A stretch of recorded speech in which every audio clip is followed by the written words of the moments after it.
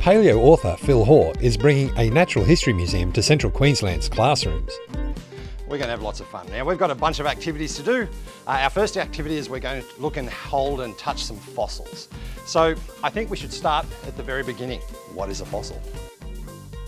After 20 years curating the National Dinosaur Museum and working as an educator at the Smithsonian in DC, Chicago Field Museum, London Natural History Museum and Questacon, just to name a few, Phil's been providing prehistoric programs to schools of all ages across Australia and the world.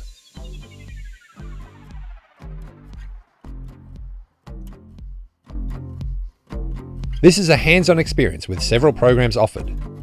Dinosaurs at School is a look at the prehistoric life of ancient Gondwana, the supercontinent Australia was part of until 20 million years ago.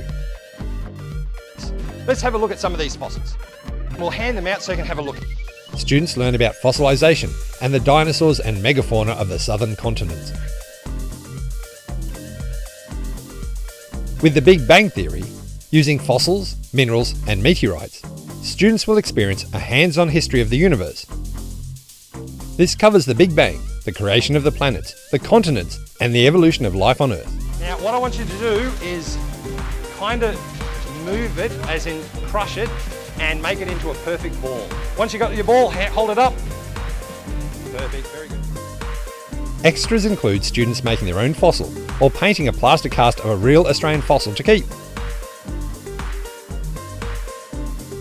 Time Safaris also offers school history walks along Quay Street, covering the history of Rockhampton, World War II, bushrangers, bank heists and many other things.